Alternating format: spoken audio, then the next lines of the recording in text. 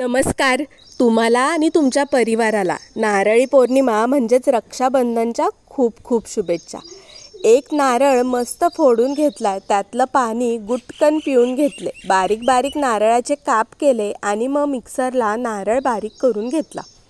तुम्ही याच पद्धतीने किसूनही घेऊ शकता किंवा खाऊनही घेऊ शकता, त्यानंही सेमच रिझल्ट मिळेल. आता तुम्ही चॅनलवर नवीन असाल तर पटापट जाऊन चॅनलला सबस्क्राईब करा, व्हिडिओ शेवटपर्यंत पहा. या पद्धतीने नारळाचा बारीक चव करून घ्यायचा आणि मग नारळाचा हा चव, त्यानंतरनं ही वेलची पूड, थोडीशी वाटीभर साखर आणि घरी बनवलेलं हे मस्त दाणेदार सुवासिक साजूक तूप. याची रेसिपी हवी असेल तर कमेंटमध्ये नक्की सांगा, मी नंतर देईल. आता कढईमध्ये 1-1.5 चमचा तूप टाकून घ्यायचं. तूप छान असं मेल्ट झालं की आपण खिसून घेतलेला किंवा नारळाचा तयार केलेला चव या कढईमध्ये घालून घ्यायचा आणि त्यानंतरनं मंद आचेवरती छान आलटी-पलटी करत परतत राहायचं. सतत परतत राहायचं, जेणेकरून हा कीस कोणत्याच पद्धतीने खालून करपला जाणार नाही. जर कीस करपल्या गेला तर आपल्या पूर्ण रेसिपीची वाट लागते, म्हणजेच त्याची टेस्ट आणि स्वादच बदलून जातो. आता यामध्ये मी मलईदार असं थोडंसं दूध टाकते. अगदी अर्धी वाटी दूध असेल इतकंच दूध टाकून पुन्हा हे छान परतून घ्यायचं.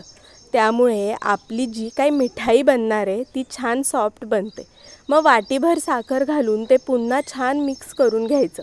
साखर छान पद्धतीने याच्यामध्ये वितळल्या जाते आणि मग हळूहळू आपल्या नारळाच्या बर्फी तयार करण्याची प्रोसेस पुढे जाते.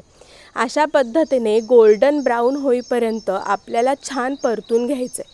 हे जर व्यवस्थित परतलं गेलं नाही तर आपली बर्फी व्यवस्थित होत नाही, सेट होत नाही. मग स्वादासाठी छान वेलची पूड यामध्ये घालायची आणि पुन्हा परतून घ्यायचं. छान सतत परतत राहायचं. अगदी 15 ते 20 मिनिट तरी परतावंच लागतं आणि सतत परतून झाल्यानंतरनं गोल्डन ब्राऊन झालं की मग गॅस बंद करायचा. गॅस बंद करा आणि छान सुवास एन्जॉय करा. मग काय, एखाद्या ताटामध्ये छान तूप चोळून घ्यायचं, जेणेकरून वडी आल्हादपणे बाहेर निघेल आणि मग आपलं सगळं मिश्रण ताटामध्ये काढून घ्यायचं. ताटामध्ये काढून घेतलेलं हे मिश्रण ताटामध्ये चमच्याच्या साहाय्याने पसरवून घ्यायचं. छान पसरवल्यानंतरनं हे मिश्रण छान दाबावं लागतं. त्यासाठी हाताचा वापर केला तर हाताला चटका बसेल, म्हणून मग मी या पद्धतीने वाटी वापरून मस्तपैकी मिश्रण दाबून घेतलेलं आहे.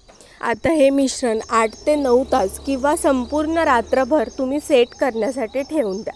लक्षात घ्या, ही बर्फी सेट व्हायला खरंच खूप वेळ लागतो. पेशन्स नसतील तर रात्रीचा बनवा, संपूर्ण रात्रभर सेट करण्यासाठी ठेवून द्या आणि सकाळी ह्या पद्धतीने याच्या वड्या तयार होतात.